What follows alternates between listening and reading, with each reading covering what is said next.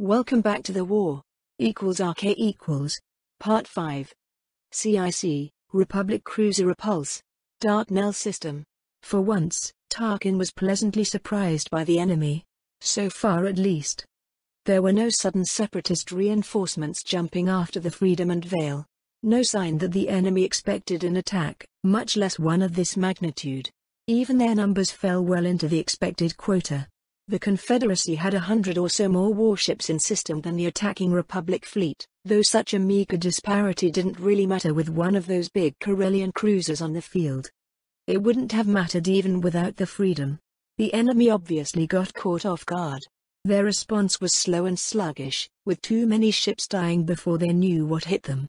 By the time the Separatists got organized and attempted a spoiling counterattack meant to give the hundreds of transports in the system time to flee, it was too little too late. The fleet's second echelon arrived and Tarkin cut most of his light ships loose to hunt. Vale obviously had the enemy fleet well in hand if the battle over Darknell's northern pole was anything to go by. Tactical, is there something left worthy of our attention? Wilhuff asked. We're still analyzing the sensor data, sir. There were an awfully lot of ships in here when the Vanguard arrived. I'm not interested in excuses, only results, Lieutenant. Tarkin shot an icy glare at the junior officer. Sir. Sorry, sir. It won't happen again. The lieutenant's fingers flew over the controls of his console as if they were on fire. There, sir, he exclaimed in relief. A group of 30 freighters trying to clear the outer asteroid field. Those are the type that haul either Tibanna gas or fuel. Get us an intercept vector. Calculate a hyperspace jump. I want them nailed, Tarkin exclaimed. He smiled viciously. If those ships were loaded, that would be enough supplies for a whole fleet. Even if empty, they would make nice prizes. Prizes. Such a nice though. Belay the last. I want them captured if practical. Call our ground complement. I've got a job for them. Cut 11th and 27th Frigate Division loose. I want them to block those transports from entering hyperspace. Send the remaining light cruisers with them. Do I have a line with the troopers? Wilhuff asked. I've got a Commander Z on the comm for you, Admiral. Excellent. Commander, I've got a job for you. We have 30 volatile targets to capture. Tibanna gas or fuel freighters. I need them intact if practical. Tarkin ordered. I'll assemble a boarding force. Time? ASAP. We're on intercept course. Roger that. We'll get them, sir. Z over and out. Hey equals. Assault Shuttle 911 en route to Objective Resh. Darknell System. Lock and load. ETA 130. Sergeant Cole roared. If I see any of you fools release the safety, I'll frag you myself. Am I clear? Yes, Sergeant. The 3 squads packed in the cargo hold chorused as one. Damn right I am. Listen close, lads. We're going to board that damned Seppi freighter, then we're going to trash every single clanker we can find so hard, their assembly line won't recognize them. We're going to shoot them up, bash them, kick their tiny droid brains right out of their tiny clanker heads. Right, laddies? Damn right, Sergeant. Today we pay the traitorous motherless bastards for Camino. I don't want a single one of them dragging its broken carcass to an escape pod. I don't care if they're a busted clanker or a criffing traitor. We're going to make them all pay and secure that ship for the General. Am I clear? Sir. Yes, sir. I'm a sergeant, damn it. I work for a living. Johnson grunted. Why the criff did he got saddled with babysitting a bunch of brand new clones instead of being back home on the Freedom? The dark-skinned sergeant sighed. He couldn't even get a smoke as he was sealed in his Corsair assault armor. Johnson spared a moment to lament on the injustice of it all. There weren't enough of the nice new combat armors the GAR was fielding lately, so he and his men were stuck with a home-brewed version of the standard commando kit. The Republic released its specs to all member systems some months ago when they began to officially roll in the new superior equipment. At least the assault armor was much better than the original kit the clones rolled in at the start of the war. Those things, while rated for shrapnel, most ballistics as well as various hazards of sealed, were notoriously easy to penetrate by military-grade weaponry.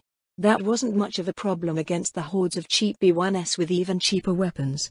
Against SBs, however. 30 seconds. Look alive. The pilot of this death trap exclaimed gleefully over the comm. You heard her. Bye, I want you out and prepping the charges the moment that ramp opens. Johnson ordered. I'm ready, Sarge. The demo expert patted a stack of explosives strapped to his chest plate. 10. We're going in. The Navy pilot sounded like she had the time of her life in the cockpit. Brace, Johnson shouted, gleefully. He couldn't let a bloody fly girl outdo him after all. He might have to return his ground ponder card if that happened. The shuttle shook and everyone got rattled when the compensators strained to kill the inertia and keep them from liquefying as their hydro accelerated. A loud clang sounded and then the ramp began to open. We're in. The sky is clear. If anything tries to interrupt you, the Guardian will pop it. Up and at it, boys. Go, go, go, Johnson shouted and popped his restraints release. I was already going out behind a pair of troopers acting as living shields for him and all the exploding goodness he was loaded with. The sergeant was out of the bird so he wouldn't be taken out by anything wiping out the advance party. The moment he stepped away from the ramp his feet hit the outer hull of their target and only his magnetic boots kept him in place. Even with them, if it wasn't for the transport's inertial dampeners, Johnson along with everyone else would have been thrown off the ship, which would be academic because the acceleration of even such a ponderous beast as their target was far above what most living things could survive. Johnson ran behind his men and grinned when he saw where they had landed. The shuttle was resting just 10 meters in front of the bridge and Bai was already strapping shaped charges on its windows next to their frames too so the automatic shutters would be busted by the explosion. He looked around. There were 2 more shuttles on final approach which should be carrying the rest of the platoon and 2 squads from Besh platoon which were their reinforcements. All set up.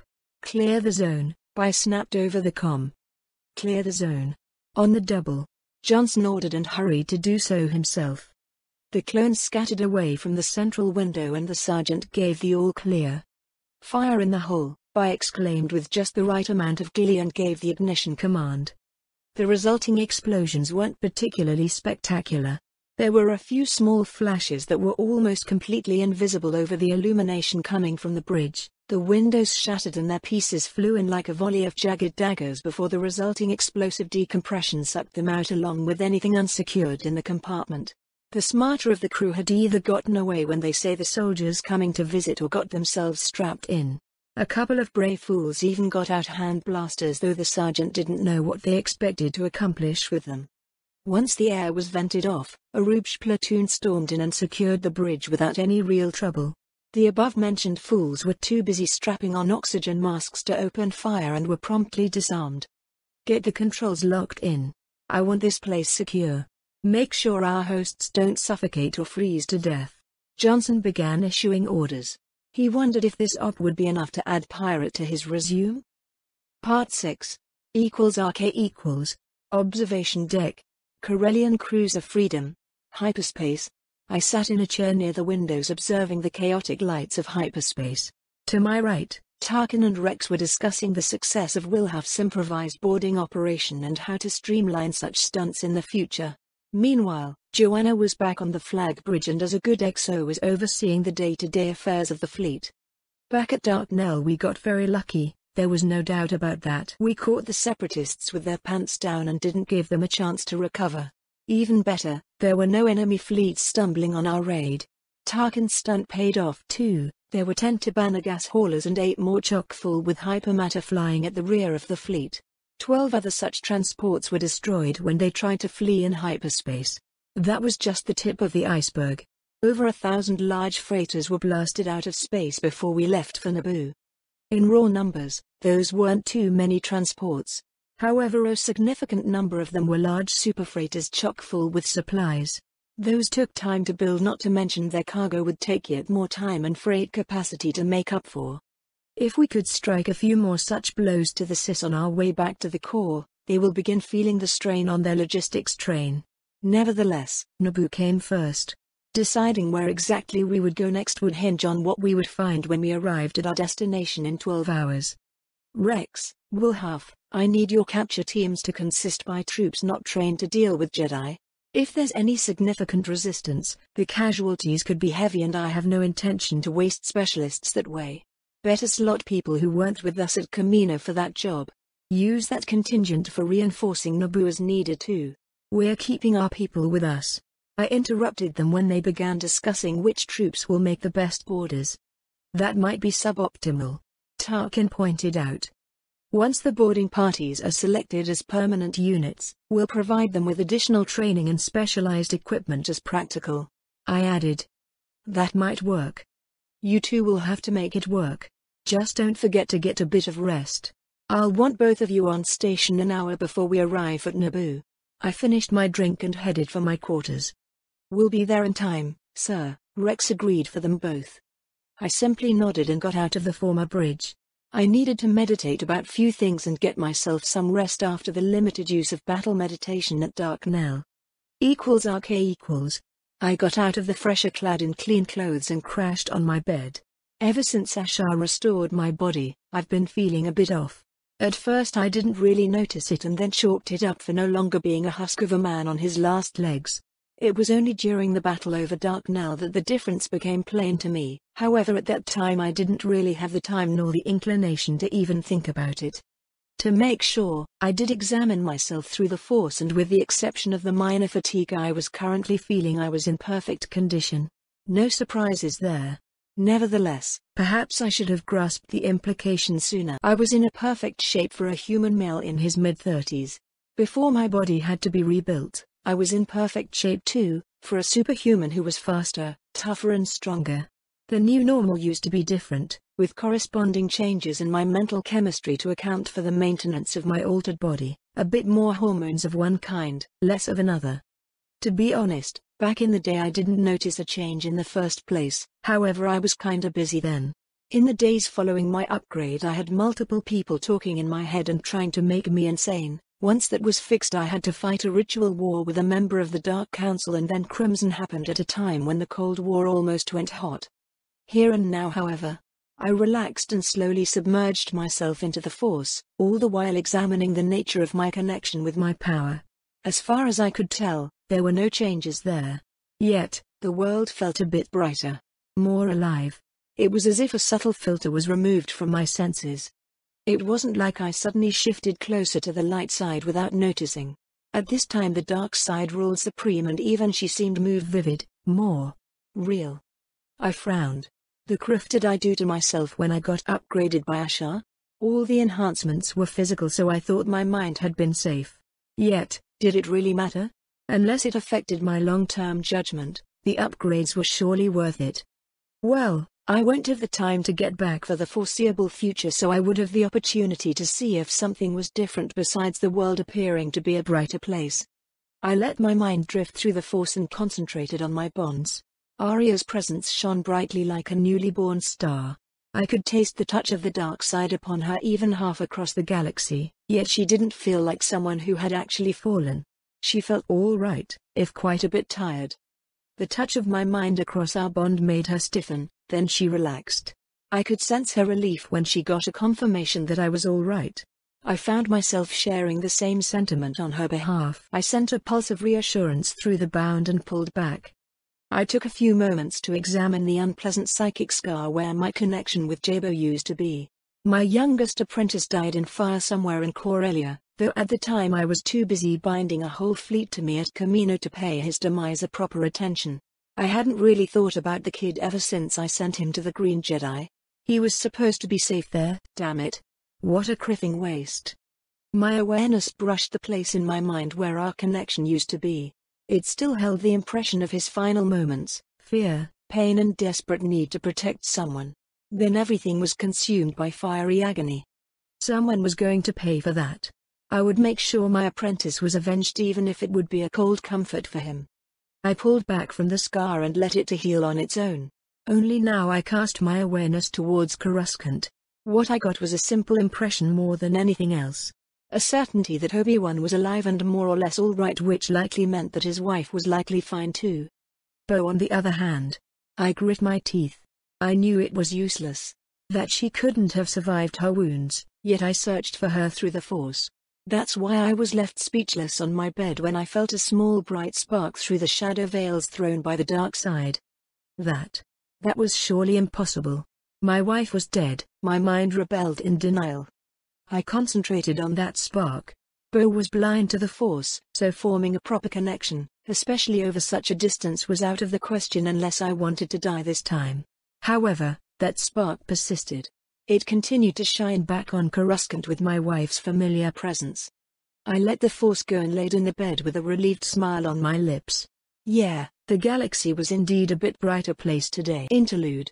Controversy about the short and brutal mid-rim campaign launched by General Delcatar Vale continues to persist to this day. Despite notable figures like Fleet Admiral Joanna Holt and Grand Moff Wilhuff Tarkin coming out to set the record straight, many simply don't believe their statements. There are multiple eyewitness accounts as well as surviving Republic logs indicating that after Darknul and Naboo, the general intended to fight his way to friendly space.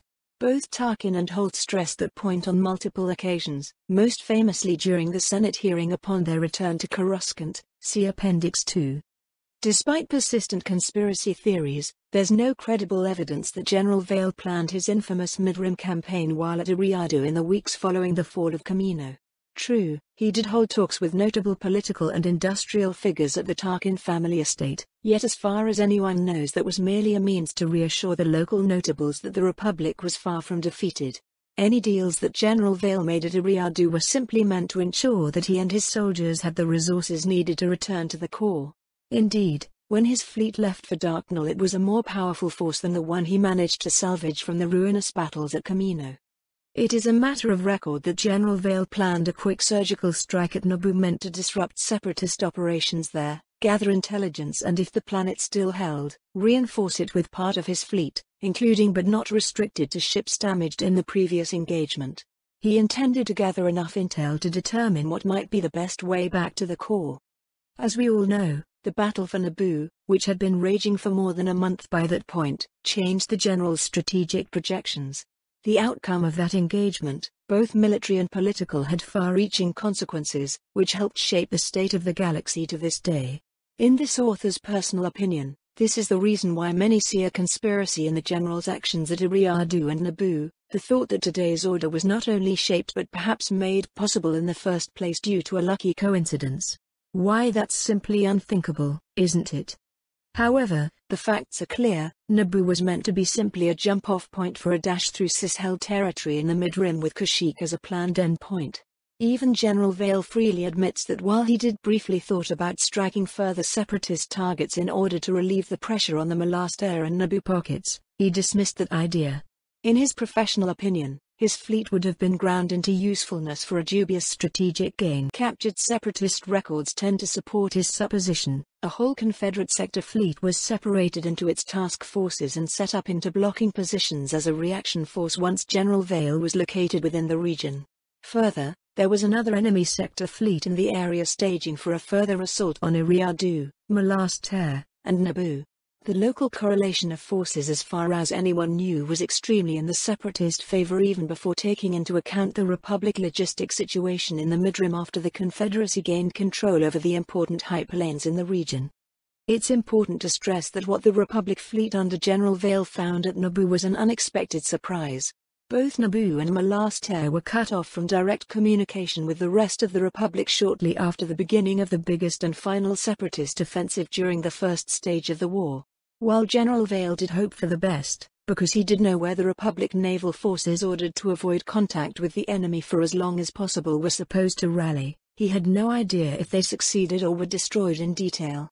This fact is merely a further proof that any conspiracy theories are just that, theories with no substance backing them up. In order for General Vale to engineer the foundation on the Rim Alliance, he had to know that the key members of that organization could survive the initial separatist onslaught thrown against them, which was far from sure thing.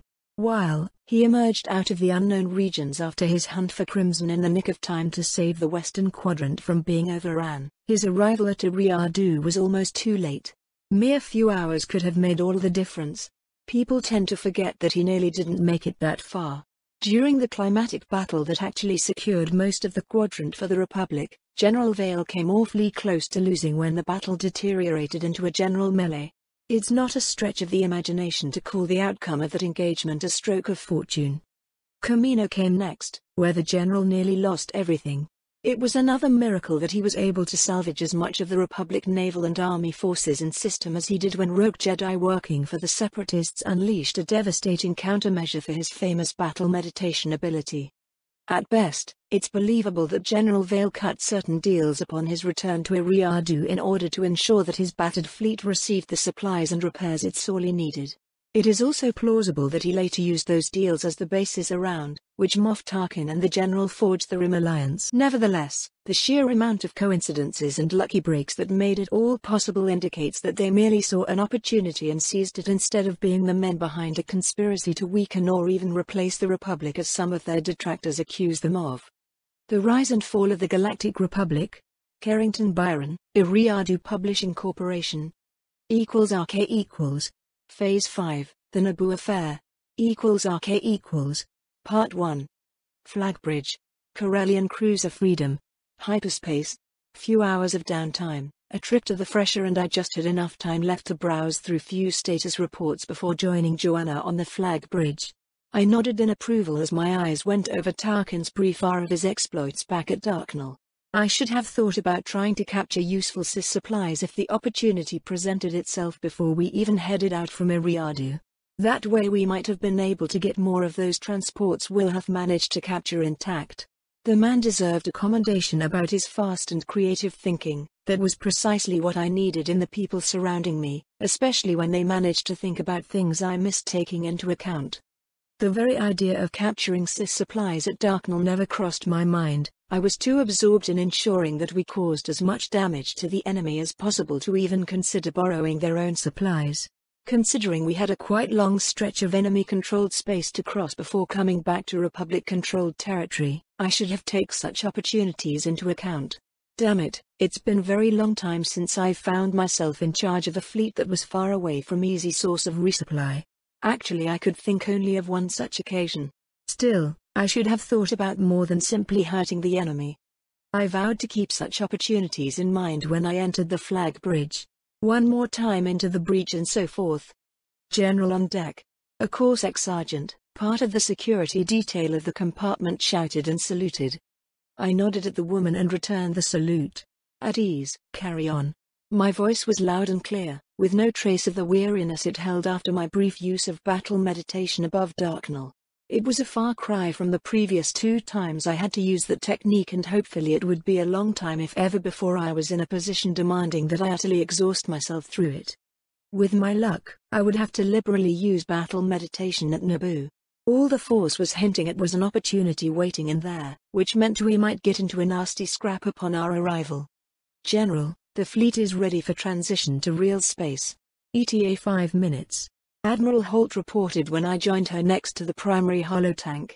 Are you sure about our approach? Joanna added quietly. Sure? Not really. I admitted. All I know for certain that something interesting is waiting for us at Naboo.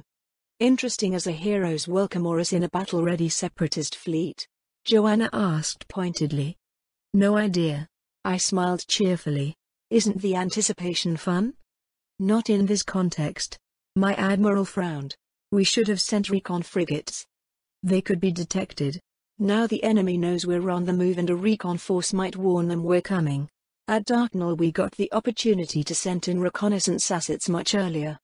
Something you didn't inform anyone about. Joanna gave me a brief hurt look before her face was back into a bland professional mask. It was necessary. I still don't know how many people back at Eriadu could be trusted. There was a reason why I declined deciding where we would strike first before we were about to leave. I explained. It was all but guaranteed there were a lot of SIS spies at various levels back on Eriadu. The little we knew about the events at Coruscant for certain, that various Republic intelligence services aided the attempted coup, wasn't reassuring in that respect. Eriadu's local services were doing their best. Tarkin's family was using the opportunity to consolidate even more power in their clutches too, but even if they could reasonably secure the whole planet from enemy agents, it was going to be too late for make a difference in our flight to the core. That's why I played my cards as close to my chest as practical and then some. We're going in blind when we really shouldn't be, Joanna continued to voice her displeasure. Even Shark T's ghost in the back of my mind stirred long enough to voice her displeasure at my methods. She's been very quiet after her explosion after I turned her Jedi friends on Eriadu, and I still wasn't sure how much of a problem she was going to be. Knowing my goals didn't really endear me to the Jedi Master. She did agree that if the Vong were real and as much of a threat as I feared they might be, they had to be opposed by a united galaxy or else the casualties would be severe. My methods, on the other hand, they were mostly unacceptable to her. She was sworn to protect the Republic, democracy, with capital D. The infernal woman was actually an idealist. For her the Republic wasn't just a shell protecting and shielding the Jedi. Protecting it was one of the major purposes of the Jedi Order as far as she was concerned. It was both sad and amusing. The events on Coruscant were proof enough that the other Jedi saw things clearly, just as I did. The Republic was a means to an end. The wars between it and the Sith were as much caused by our need for control as by the fact that it was a shield protecting the Jedi from our vengeance. At least that's what my masters told me back in the day before I could really care for the Empire and despised the Republic, because instead of continuing to fight the war they accepted the peace offer after Coruscant was sacked. That single choice made by the Republic, well, the old one, was very important to me. It ensured I threw my lot with the Empire, because that act of cowardice proved to me that the Republic didn't have what it took to ultimately bring the Empire down. What I learned from history books since I found myself in the future supported my choice. The Empire did win the war in the end, and I still could feel a tingle of pride because I was one of the people who engineered said victory. General? Joanna asked. Sorry, I was deep in thought. What did you say? I returned to the situation at hand. We could still exit hyperspace outside of the system and send in a recon flight while the hyperdrives cool down and we recalculate a tactical jump. Joanna pushed. It would be less than ideal, but we still could, I agreed after a brief glance at the tactical plot. We were still a lot of light years from Naboo and could force an emergency return to real space in dark space. Speed is our best bet, I recon. No doubt a message about Darknall would have beaten us there.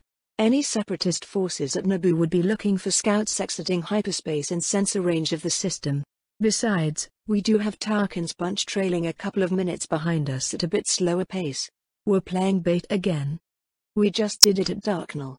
Joanna huffed. I can assure you, after Naboo we won't be using the same trick again anytime soon. I smiled mischievously. Or perhaps we'll just try to convince the enemy we won't. Why do I ever bother? Holt grumbled. Because you're a professional. I answered her rhetorical question. Battle stations. Brace for hyperspace transition. ETA 1 minute. The captain's voice sounded across the ship. I knew the same ritual was happening across the rest of the fleet too. Now we'll see if you're too arrogant for our good, Joanna whispered. You can't win without taking risks. I shrugged. There's taking risks and then there's being reckless. Joanna gave one last pointed glare, then was all business. The time for idle chit-chat was over. I called on the Force, which felt mischievous. There was going to be a surprise, all right. I just hoped it wasn't one I was going to rue. Arrival in 10, 9, 8. A light shudder came over the ship, one I could feel only thanks to the Force, and then the tactical display began updating. The only thing in our close vicinity were the other ships of the fleet. Seconds passed and then everything about Naboo began shifting in bright green, blue and red colors. That's a lot of ships. The words fell from my lips while I was trying to make out what the sensors were telling me. The holo image blinked again, and this time there were IFF tags attached to the green dots which were shifting into symbols showing ship classes and names. The same was true for at least few of the blue ones. Awesome amounts of liberally thrown ECM obscured the details, but our sensors combined with the relatively short distance were enough to give me a rough picture. There was a vicious battle going above Naboo by two forces roughly as powerful as the fleet under my command. This was certainly unexpected. I suspected that there might be a lot of surviving Republic ships in system, perhaps enough to keep at least part of Naboo's orbitals neutrals, but there were two whole sector fleet equivalents tearing at each other in front of my eyes, and I had no doubt that Naboo had been under siege for at least a month. What in the name of the Force had been happening here? Contact whoever is in charge on our side. Plot tactical jump on the Separatists' flank. I want Tarkin coming at their back. We're going to crush as many of the enemy against the planet as we can. I ordered. We had to end this battle before more Cis reinforcements could come in and make our current numerical superiority moot. For all I knew, this was a trap and the enemy force in system was the bait. I smiled at that thought. If that was the case, I was going to show them exactly what they were trying to catch. I was good for at least few hours of battle meditation after all, and I might just get the opportunity to use it. The Naboo Affair =RK Part 2 CIC, Republic Cruiser Avatar of Victory. Not for the first time, Admiral Rufan Tigellinus hoped that the name of his ship would turn out to be prophetic. A month of almost high-level combat, or on a good day probing skirmishes all across the system, tested his tactical abilities to their limit. His considerable drive and high level of confidence were beginning to fray around the edges as losses continued to mount and the stress of command began to take its toll. Tigellinus' ice-blue eyes watered as he continued to stare at the tactical display for fifth hour without a pause. He had no idea what crawled up the Seppi's collective exhaust ports, but that's how long they've been throwing themselves at his fleet with what could be considered suicidal tenacity. In 5 short hours he lost more ships than in the past week combined, and it wasn't a quiet week by any means. Give me a summary of consumable expenditure across the fleet. Rufan somehow kept his voice calm and composed, despite the strain he felt. He needed to snap at someone. The Separatists were unrelenting. It was beginning to look like that they finally got their nerve up and decided that they no longer could keep such powerful force as his own bottled up at Naboo. Tigellinus barely acknowledged that a member of his staff confirmed receiving and working on his order. For a moment his mind drifted to his decision to stand his ground and follow his orders. As more and more ships and even whole battle groups continued to arrive at Naboo, he had been terribly tempted to cut his losses and attempt a fighting retreat to the core. Even with the fall of Corellia, and who knew how many powerful enemy formations concentrated on the practical routes back to places where he could get his ships the supplies and repairs needed, the risk was potentially worth it. In purely military perspective, either retreating from Naboo or ordering most of his fleet to scatter and deal as much damage as possible to the enemy with hit-and-run tactics was the right call to make. However, there were political aspects to his situation. Complication that he didn't see coming and suspected that those on Coruscant would find them quite disturbing. Rufan was politically aware officer, he had to be given his pedigree and ambitions. Because of that little fact he was very much aware of what and who he was protecting down on Naboo. That though brought a tiny bitter smile on his face. The quarantine he was supposed to enforce was shot to hell, though in an unexpected fashion. There weren't many people who left Naboo. On the contrary, there were a lot of new people calling that planet to temporarily home. Many more droids too, who were engaged with the newly formed Naboo Guard, 2 GAR army groups formed from the trooper complement of Tigellinus ships and various formations courtesy of the political complications he was not so reluctantly babysitting. The Admiral had to admit that without the unexpected newcomers and the ships and soldiers they brought, Naboo would have fallen by now and he would be on the run with whatever assets he managed to salvage from the ensuing mess. On the other hand, without them, the enemy might not have concentrated such a powerful force against Naboo. Or perhaps they would have. That was a circular thinking, and without a recent and right intelligence on the Confederacy current overall strength, little more than idle speculation. It didn't matter in the end. Those people and ships were present, their military was under his overall command, and Rufan was going to do his damn best to either win or make the Seppis wish they had never ever heard of his name by the time they forced him to abandon Naboo. Separatist Lacree hulks are launching small craft towards the planet. A sensor operator reported. Shift few squadrons from the reserve to reinforce our people on the ground. Tigellinus ordered. With both sides having Guardian and Umbrella systems on every capital ship, small craft losses during the first week of combat had been so atrocious that even the Confederacy, who was able to receive reinforcements, simply lacked the numbers to make a use of the vulture swarms they so loved. Planet side it was different. There was still an ongoing fight for air superiority above Theed and the Republic lines surrounding the capital. The Separatists had more fighters, the Republic forces had the benefit of a lot of AA weaponry protected by theater shields. So far it has been a stalemate. The same was true in space, however it appeared the enemy had decided on a crude but effective strategy to win. They were slowly grinding down Tigellinus' command and forcing him to expend his weapons stocks at an unsustainable rate. While he did have a few mobile coilers and refinery ships with the fleet, which he put to good use at Storm, the system's sole gas giant. While it wasn't a practical source of Tabana, its gases could be refined in a less potent but still useful ammunition. Besides, it was a good source for fusion reactor fuel. For that reason alone, There still were 10 cruisers and a lot of lighter elements skirmishing with a lot stronger enemy force among the asteroid rings and 32 moons surrounding Storm. Without the refinery ships or the gas giant, the Republic's supply situation at Naboo would already be critical. It still would be shortly. Those support ships simply weren't enough to supply such a vast fleet. Salvaging whatever was possible from crippled or outright wrecked friendly and enemy ships alike did help a lot. However, unless the pressure relented, either losses or insufficient supplies for prolonged combat operations would force Tigellinus to abandon Naboo. He had been pondering that dilemma ever since he made the decision to stay in the first place. Convincing the various politicians at Theed to run would be tricky. They might see it as the Republic abandoning them again, in which case they might do something regrettable. Rufan's choice was made for him a few minutes later while he was engaged in directing units from the reserve to replace the cruisers at the vanguard of his formation.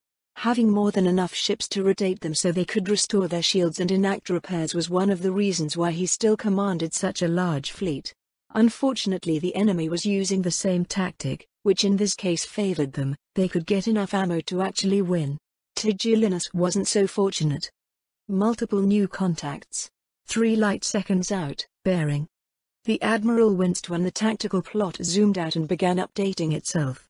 Those were a lot of ships and they had to be enemy. There was on chance in hell there was such a large friendly force on the loose in the region.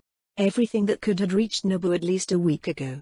And that bearing, it showed the new arrivals were coming from separatist-controlled space. Probably Darknall, which was one of the enemy large staging grounds in the region. The plot updated and Tigellinus stared at it in disbelief. This had to be a deception. The newcomers had Republic IFFs and Rufan recognized some of them as ships that were supposed to be at Camino. With the separatists heralding that world's destruction by General Vale, he, as most people assumed, that the enemy had laid waste to the whole planet and destroyed the large Republic fleet gathered there. No way they could sell such an outrageous lie if survivors could make their way to friendly space to contradict them. Were those hostile ships, or did someone at Camino manage to extract most of the fleet gathered there? Or were they forced to surrender and under enemy control? Hail them. I want our flanks pulled back. Begin calculating hyperspace vectors in case they're hostile. Tigellinus ordered. This was either a miracle or a disaster. If that new fleet was under separatist control, then he might be unable to get the politicians safely away from Naboo even if he could persuade them to run. The consequences didn't bear thinking about. =RK=. Part 3. Flag Bridge. Corellian Cruiser Freedom. Naboo. Admiral Rufan Tigellinus. I tasted the name. It didn't ring a bell. Was that a good thing or not? I had no bloody idea. Joanna, are you familiar with your counterpart? I asked quietly. Just the family name. The Tigellinus are supposed to be quite big in the Corps. Distinguished military and civil service. They're usually quite successful in keeping scandals under the table. However, I don't recall anything of note about this Rufan. Lucky me. All I got to go by was the Force, who was still whispering about possibilities. Considering the dark side's sense of humor, that might very well be the possibility of me getting myself killed. The bait was very good too. Gutting the Confed fleet at Naboo would go a long way in redressing the numerical disparity between us and the enemy.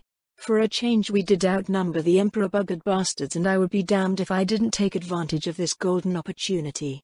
I briefly considered attempting to seize operational control of all Republic forces in the system, but stopped myself before saying anything aloud. I didn't know what orders Tigellinus had, nor who gave them.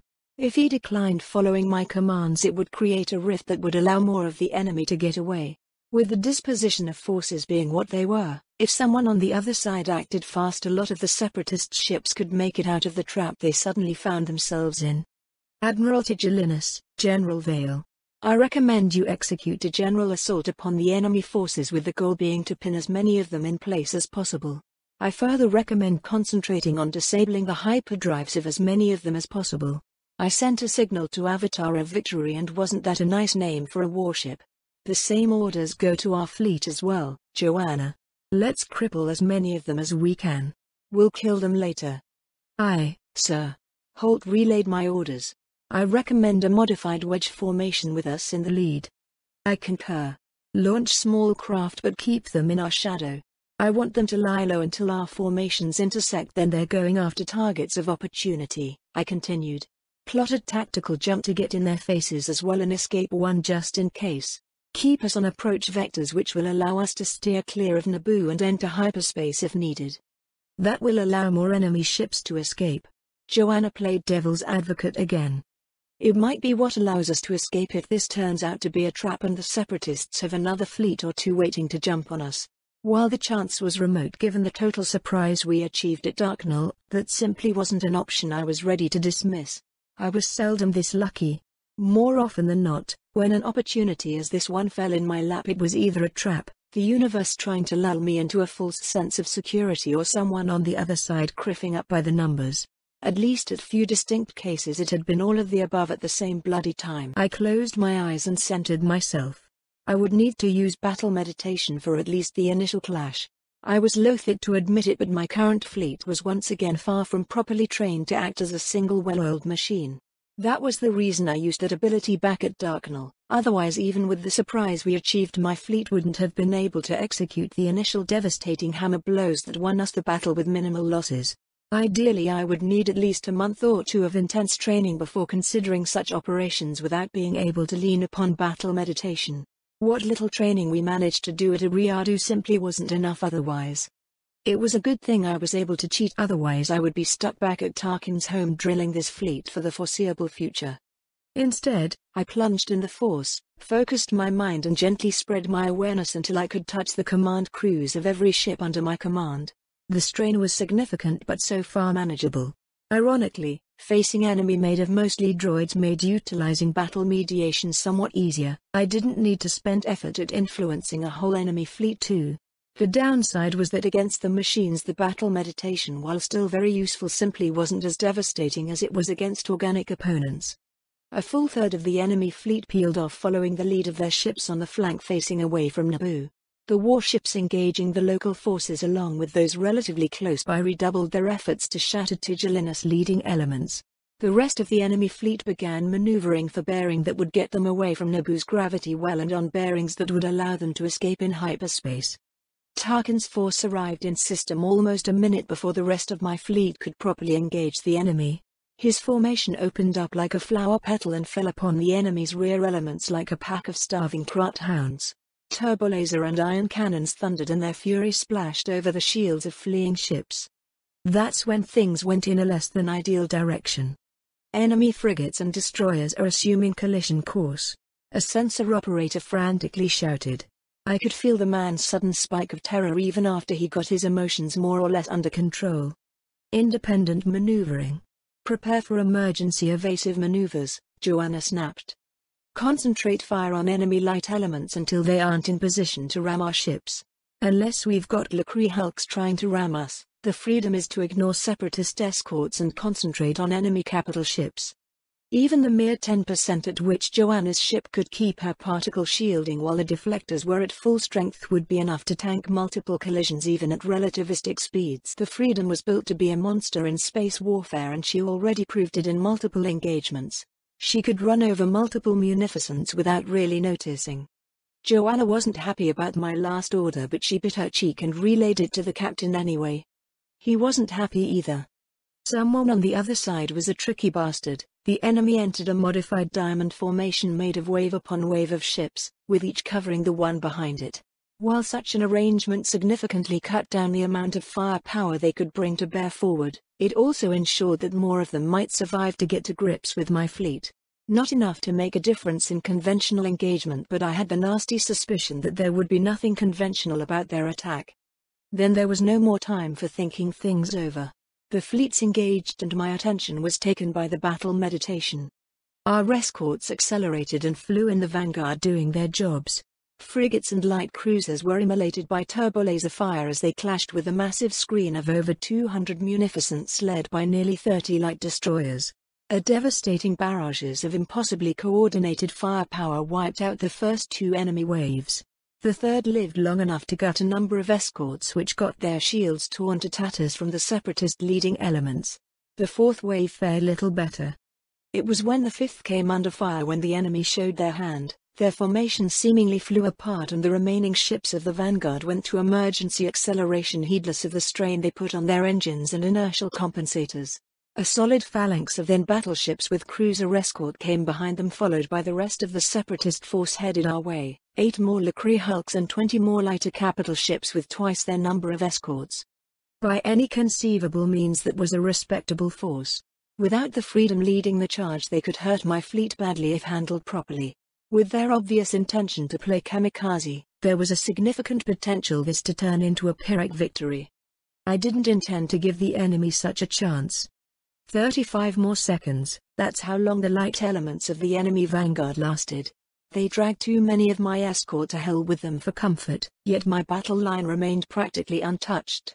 It took a pair of frigates and a whole light cruiser sacrificing themselves by physically intercepting enemy munificence, but it was enough. When the enemy heavy elements entered effective range, I mentally ordered a stunt my fleet was unable to execute under normal circumstances. Except for the Freedom and her escorts, it seemed that the rest of the ships under my command lost their nerves and our formation flew apart as they scattered. That impression persisted for 15 seconds, long enough for us to come to grips with the closest group of separatist capital ships and for the rest of my fleet to overfly them with only taking a few scattered shots. The space around the Freedom suddenly turned into a nebula ignited by the aborted birth of multiple tiny suns. Proton torpedoes and concussion missiles detonated under the punishing Guardian counterfire. Shields blazed as they reflected and absorbed barrages from whole battle groups, and ships began to die. A Venator lost her defenses and was turned into a flying tomb. The Freedom returned the favor by gutting a Lucree hulk a mere heartbeat after its shields collapsed under the bombardment of her consorts. Separatist cruisers flew at us intent on mutual annihilation, and the rest of our battle group suddenly deaccelerated. The Freedom suddenly shot forward alone, and an enemy command ship was simply annihilated upon her armored prowl. Hundreds of heavy turbolaser cannons kept shooting as fast as they could reload, and multiple enemy ships fell out of formation, unable to keep the pace. At the same time, the rest of my fleet executed another maneuver that no one in his right mind would have tried without at least weeks of relentless training. My ships acted as one, guided by my will alone, and their fainted flight turned into an attack as they collapsed inwards and aimed for a partial englobement of the remaining separatist capital ships heading our way. Meanwhile, Tarkin and Tigellinus did their best to cripple as much of the rest of the separatist fleet. Another of my Venators died, and the Freedom's deflectors shone as the heart of a raging star when every enemy ship in range let loose with everything they had remaining. Waves of missiles clashed with the Guardian, and some broke through after 2 more command ships managed to ram us. The particle shields went critical in places and torpedoes bit in my flag's armored hide. More weapon emplacements and sensor clusters were turned into slag or merely damaged if lucky. A whole Lucree hulk ponderously lumbered in our way, and the helmsman had to fire emergency thrusters in a last-ditch attempt to avoid yet another collision.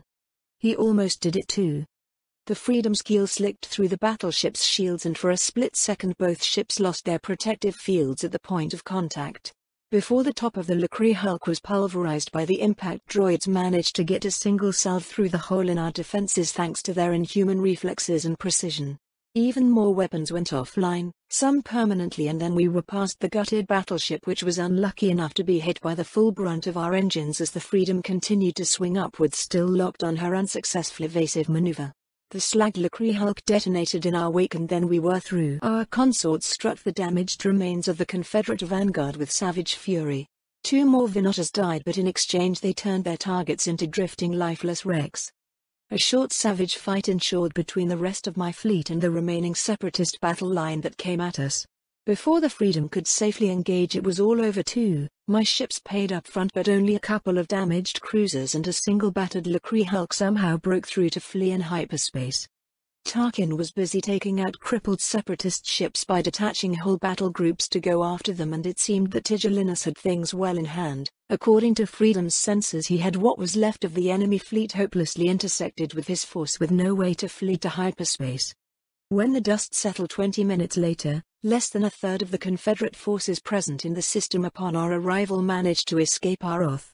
For the time being the system was secure, yet by all accounts there was still ongoing vicious fighting across Naboo's surface. I had the nagging feeling that the interesting times here were far from over.